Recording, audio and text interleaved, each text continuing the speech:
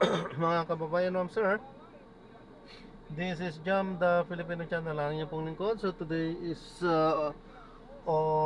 December 13, 2025. At tayo ngayon ang papunta dyan sa may Cowboy Grill, Ermita Entrance po yan sa may Mabini corner ng Arsenio Cruz Herrera, Santa Cruz, Manila.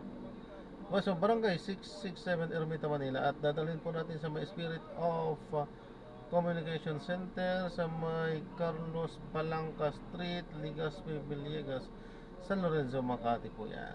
Okay, so magbabalik po tayo mamaya konti. Pag ba't ang layo naman nito? Ba't ang layo? 5 kilometers? Grabe naman.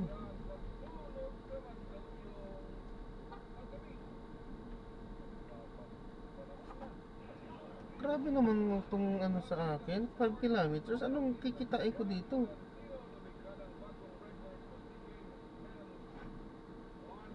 Grabe naman yan.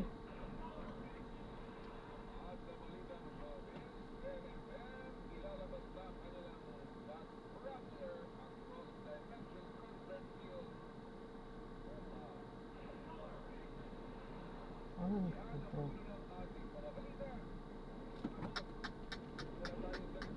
Layo. Layo ng ano natin. Wala, nabuto na sa atin eh. Grabe.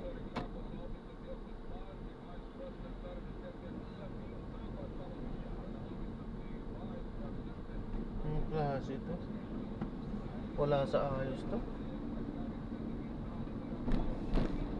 Wala sa ayos. Yan sa atin.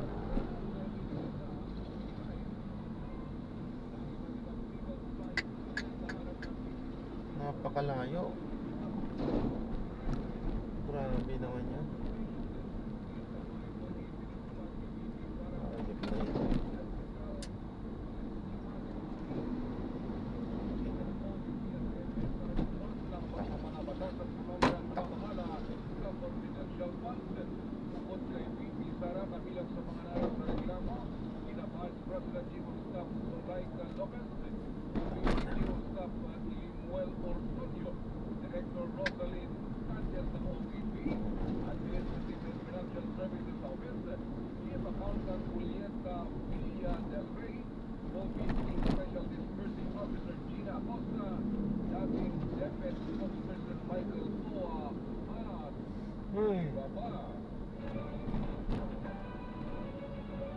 Ay, Diyos ko.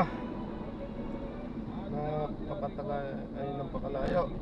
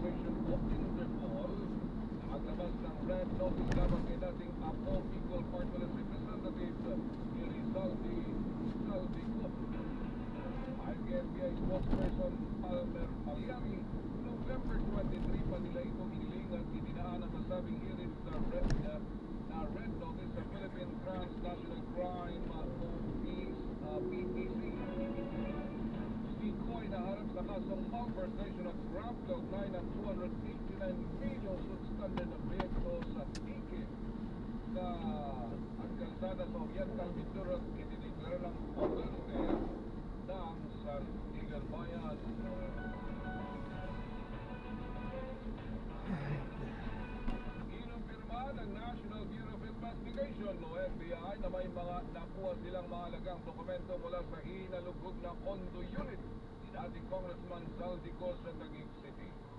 Ayon kay NBI spokesperson Palmer Malyari, marami silang nakalap na dokumento na maaaring magamit sa pag-iimbestiga sa flood control anomaly. Kailan tumangyang opisyal na magbigay ng karagdaga pang detalye hinggil sa nilalaman ng mga ito para himpian niya mga kompromiso ang nagpapatuloy na investigasyon. Matatandang malayang nakalugog ng NBI ang naturang condo unit.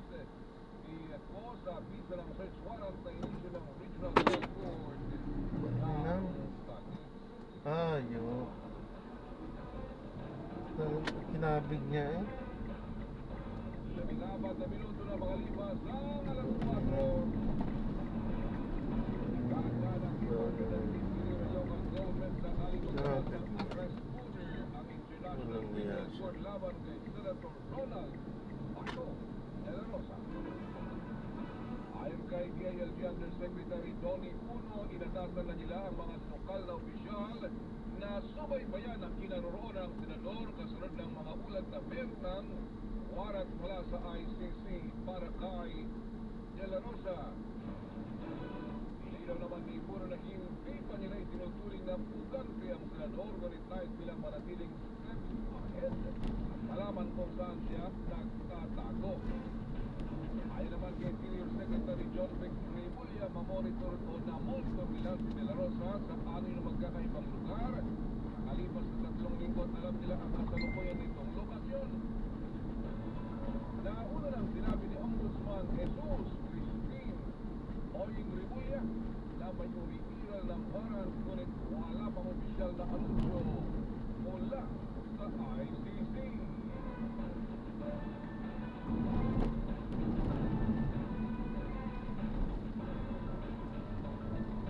Sabi natin ni Senator Paco sa aming news conference sa Senado, go ahead, Mr. Trillanes. Victory. Minomonitor na ng Department of Interior and Local Government ang mga pinupuntahang lugar at kalaw ni Senador Ronald Paco de la Rosa. Ito ang tiniyak ni DILG Secretary John Vic Remulla matapos kumalat ang ulat hinggil sa umunay arrest warrant na inilabas laban sa senador ng International Criminal Court o ICC.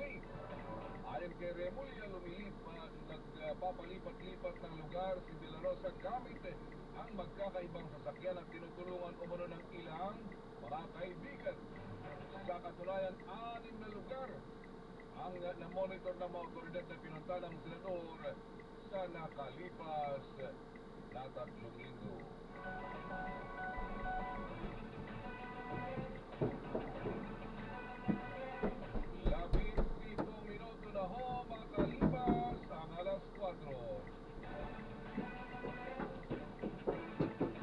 Nilinaw naman ni Philippine Amusement and Gaming Corporation CEO at Chairman Alejandro Tenco na wala na siyang kinalaman sa operasyon ng Nation Star Development Corporation.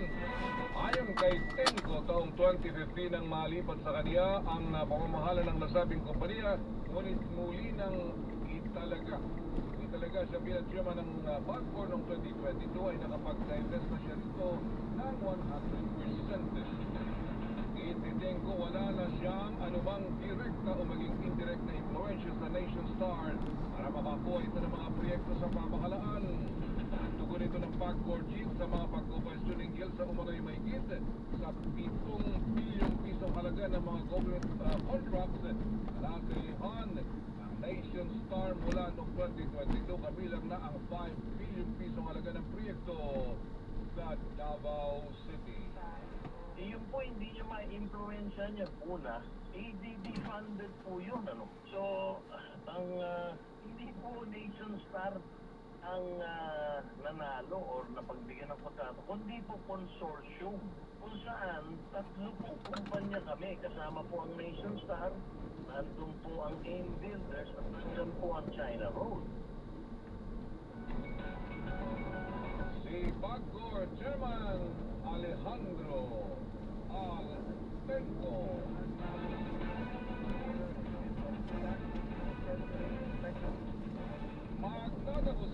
Sa Lunes, December 15, ang panunungkulan ni dating DPWH Secretary Rogelio B. Singson bilang Commissioner ng Independent Commission for Infrastructure o ICI.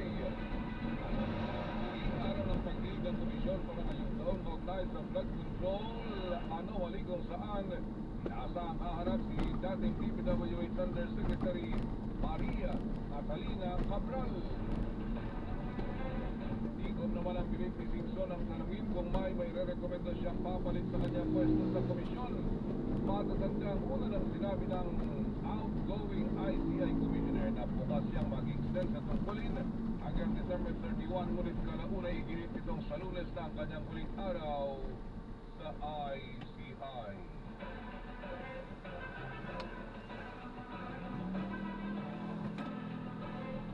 Mananatili pa rin sa ilalim ng Office of the President ang pondo para sa Independent Commission for Infrastructure o ICI sa susunod na taon. Ayon kay Senator Sherwin Gatchalian, ang chairman ng Senate Finance Committee, walang iwalay na item para sa ICI sa panukalang 6.793 trillion pesos na 2026 national budget. Paliwanag ng senador, sa ngayon ay wala pang partikular na item para sa ICI kung siniyak nitong may sapat namang pondo ang Office of the President na ilalaan para sa komisyon. Matatanda ang 41 milyong piso na budget ng ICI ngayong taon ay pinuntuhan ng OP, ngunit itong Desyembre lang ito natanggap ng komisyon mula sa Department of Budget and Management dahil sa delay.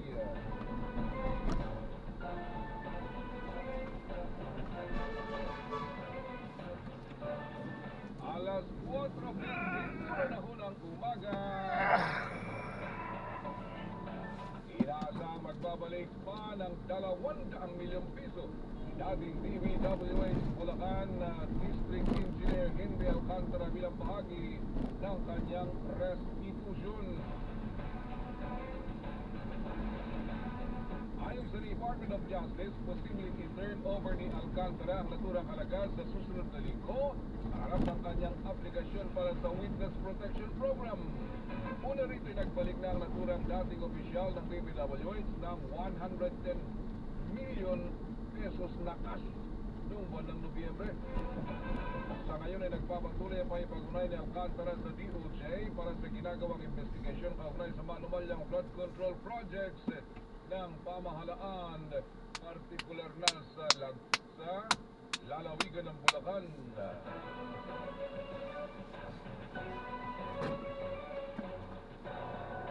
Ay, magandang umaga ho, yung mga inumaga dahil sa mga Christmas party. At meron pang mga palaro. Makinig! Dahil pwede daw magreklamo sa Department of Labor and Employment ang mga empleyadong pipiliting sumayaw sa kanilang mga Christmas o year-end party. Ito ang sinabi ng National Labor Relations Commission o NLRC sa gitna ng kaliwat ka ng selebrasyon ngayong holiday season o Christmas season at ang nakasanayang pagpapasayaw o presentasyon ng mga empleyado, lalong na yung mga bagong hire. Yung mga bagong salta. Paliwanag ng LRC sa ilalim ng Labor Code, hindi maaring pilitin ang isang empleyado na sumali o mag-perform lalo na kung labas o hindi naman ito bahagi ng kanyang trabaho o job description. Ibig sabihin, kung may banta ng disciplinary action, maaring magsampa ng reklamo ang empleyado at magsumbong sa LRC para humingi ng kaukulang danyos. Dagdag pa rito, posible ring masaklaw ng Safe Spaces Act ang paglabag kung kaugnayan ito sa harassment o panggigipit. Paalala naman ng DOLE sa mga kumpanya, galang ang paniniwala, relihiyon at personal na kagustuhan ng bawat empleyado. Iyon ay sa panig ng mga manggagawa. Paano naman kung ang isang empleyado ay nasusahan na ng sayaw? Nang makatikim ng 2 pisong halaga ng alak, ayaw na magpaawat.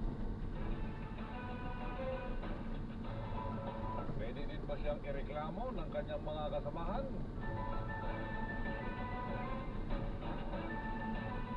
O kaya sinusolo ang mic sa kantahan.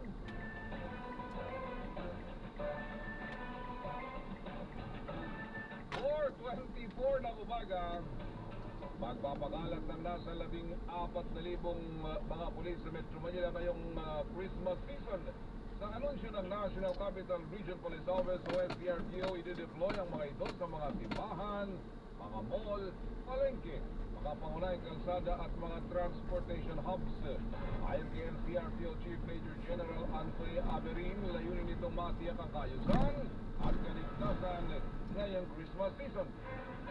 Bukod pa rito, magde-deploy din ng mga pulis sa kada estasyon ng MRT-3 at LRT katuwang ang Philippine Coast Guard at maglalagay din ng mga police assistance desk sa mga shopping mall.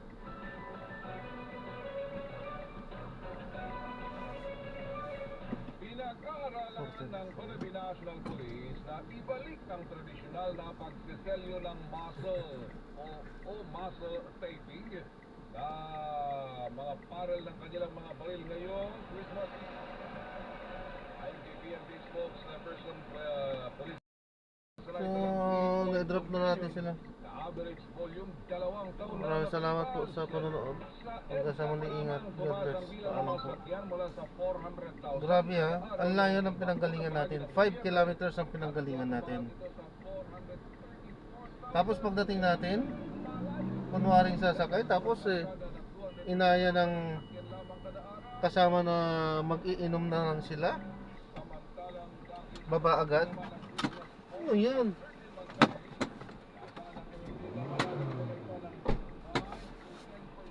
Lugi tayo.